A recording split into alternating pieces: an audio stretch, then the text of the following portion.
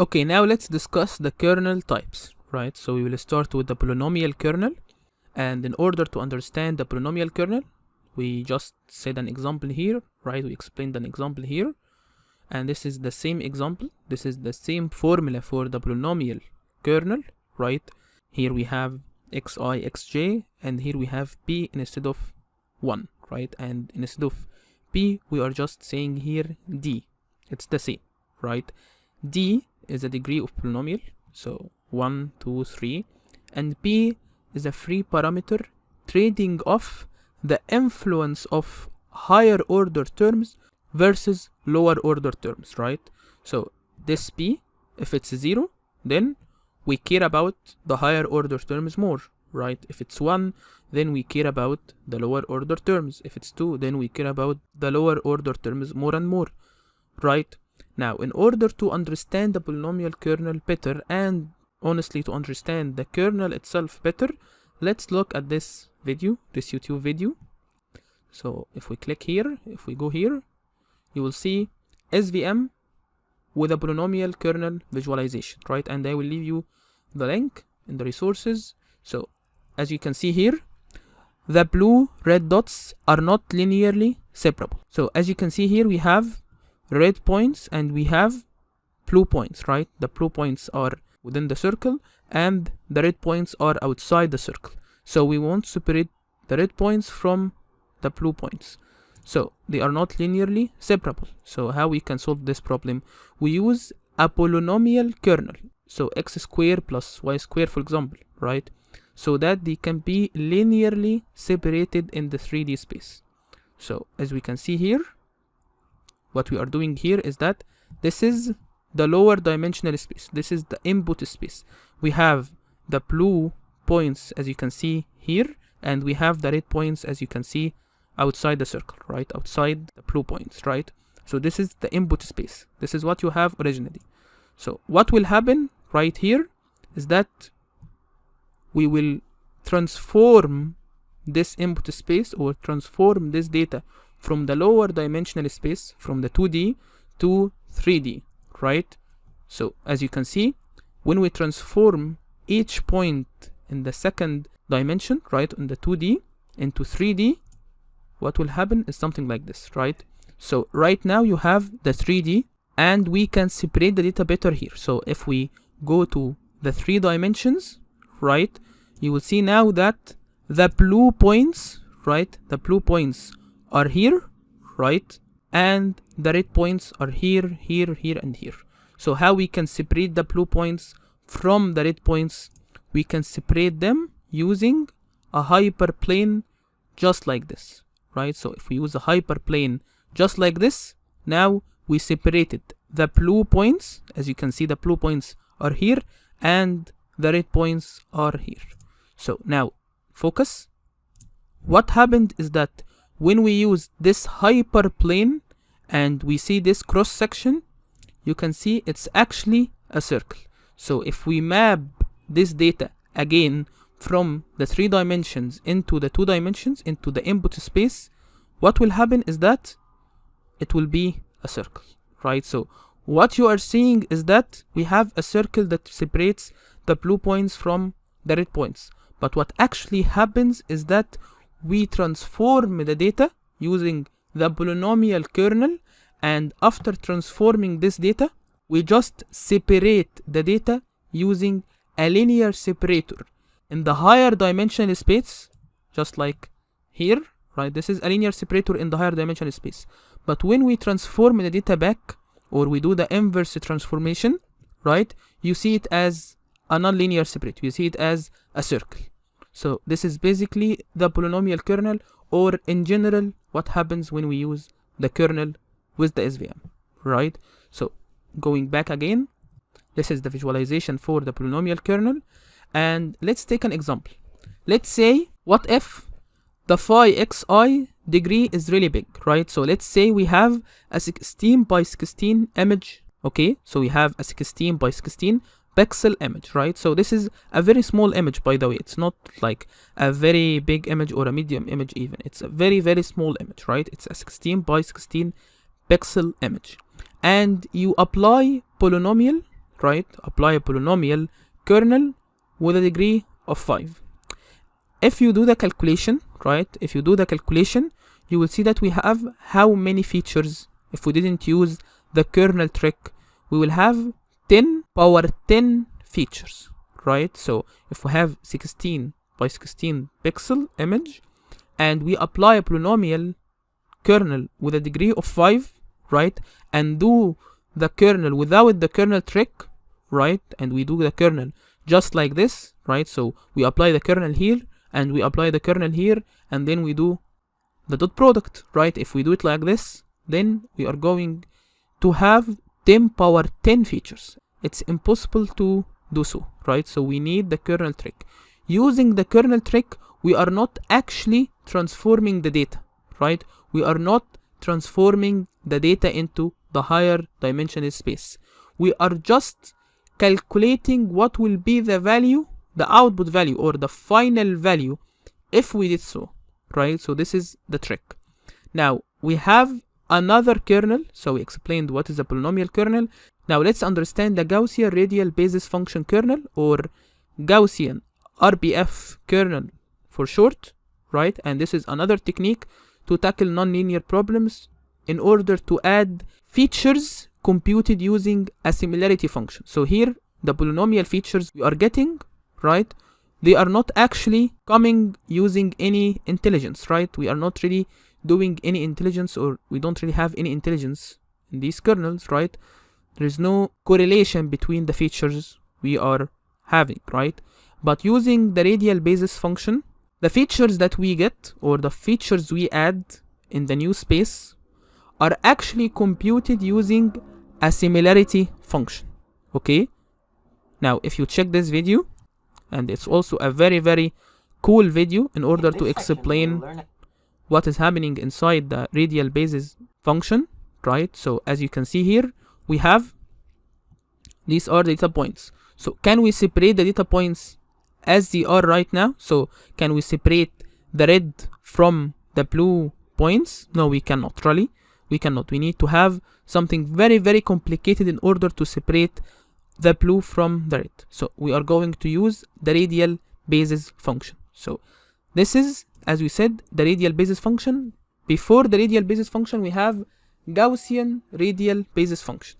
And why we are calling it Gaussian radial basis function? Because as you can see, it's taking the Gaussian shape, right? The bell curve shape, right? We have here a Gaussian, and we have another Gaussian, and we have another Gaussian, right? So let's take a look at how we can separate the data points using the radial basis function, right? So we have little mountains, right? These are the Gaussians we built, right? So as you can see here, these two data points are here, and then these two data points are here, and then these are here. So basically we project the data points. Let's say that we have one dimension, right? We project the data points into a two-dimensional space, right? So we have a two-dimensional space or more, right? And we project the data point into this new space. And this new space, as you can see, it's computed using the similarity, a similarity function. Okay, so as you can see now, the data points are very, very separable, right? So here we can just have a linear separator just like this, and now we separated the blue points from the red points, right? Just a line that will cut them, and that's it, right? So going back, you will see that this is how we separate the data points, and this is basically how the RBF works. If you want to know more, or if you want to know more details about the radial basis function, right, or the formulas and so on, you can check this video. It's also pretty cool.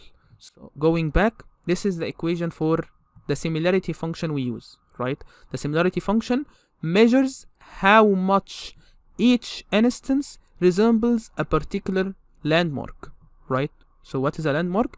The landmark is basically a point that you choose, maybe randomly or based on something, and we call this point the landmark, right? And we will calculate the similarity between each point, right, and this landmark. So the landmark is basically the reference for this data points, right? So it will be the reference for these data points, right? So as you can see here, the function is between. It's not xi and xj, no, it's xi and l, right? It's exponential, and as you can see here, exponential gamma xi minus xl, right? So this is the distance between xi and xl. We multiply this by gamma, and this is also a very important hyperparameter. And in order to calculate the similarity function or the kernel, we have e power all this, right? And L is the landmark. Now let's talk about gamma. Gamma is basically a hyperparameter that controls the distance of influence of each single training point. So what does this mean? Let's look at gamma, right? Let's have a specific, let's say that L is 0. So basically e power gamma x, right? So let's see if gamma is 0.5, if gamma is 1, and if gamma is 0, right? So if you check the bell curve we saw before using gamma equal 3, you will see that we have a very narrow bell curve, right? Something like this, exactly like this, right? So here, as we can see, and here we have gamma equal 1, and here we have gamma equal 0.5. Okay, so low values of gamma, so if we have 0.5, indicates a large similarity radius. So as we can see, a large similarity radius. So this will result in more points being grouped together, right? Because if we use a gamma like this, right, if we have a bell curve and this bell curve is very wide, then all the data points or most of the data points will be within this bell curve, right? Will be within 10% of the bell curve, for example, right? Now, if we increase the gamma, right, it will be narrower and narrower. So the data points need to be very close to each other in order to be considered in the same class or group, right? So if we have models with very large values of gamma, then these models will tend to overfit, right? Because they need to be very close to each other in order to be considered in the same group. Now, if we decrease gamma, then points that are not really related to each other, right, will be grouped together, or they will be within the same group. So this is also an indicator of underfitting, right? So this is very similar to the effect of the C hyperparameter, right? But it was the other way around, right? Now, this is basically the idea of gamma hyperparameter. And indeed, there is a trade-off between gamma and C. But you need to understand that C is a general hyperparameter for all the kernel types for SVM, right? So if we are using a polynomial kernel, we have C. If we're using Gaussian radial basis function kernel, we have C. If we are using any other type of kernel, we have the C hyperparameter. But gamma is a hyperparameter only for the radial basis function. So let's now understand the difference between gamma and C, or the trade-off between them. So this is the same data set, but using 4 combinations of gamma and C. So as we can see here, if we decrease gamma and decrease C, right? So let's just fix C for now, right? And increase gamma. So what happens is that the model will start to overfit a little bit, right? The model will start to overfit. From 0.1 to 5, the model started to overfit, but it's actually starting fitting the data. It's not really overfitting that much. It's tending to overfitting. So if we increase gamma to, let's say, 20, then we will see a clear effect of overfitting, okay? But if we check this figure and this figure, right, so we fix gamma, right, and we increase C, right, so we have the same gamma and a different C. What you are seeing right now is that the model will also start to overfitting. Right now, if we increase gamma and increase C sharply, you will see that the model is actually overfitting. Now, this is a clear sign of overfitting, because this is not actually the distribution of the data. The actual distribution of the data is something like this, right? So this is the best combination of these two hyperparameters. So you cannot really change gamma without changing C. You need to change them together in order to find the best combination, because the effect of gamma and C are related to each other, right? So this is a summary of what I have just said. Basically, smaller gamma values make the bell curve wider, right? So if we have smaller gamma values, this will make the bell curve wider. So instances will have a larger range of influence. So the decision boundary ends up smoother, right? So if we increase gamma, as you can see, increasing gamma here or here, the decision boundary itself is now smoother than before, right? So as you can see, smaller values of gamma here or here, we have a very, very smooth decision boundary, right? Here it's a very smooth decision boundary, and here also. Here the decision boundary is not that smooth, right? So this is basically the trade-off between C and gamma. And we also have something called the sigmoid kernel, and this is the equation for the sigmoid kernel. It's not that important, but basically you need to understand that the neural networks use this kernel, uses this function as the activation function, one of the main activation functions used in neural networks.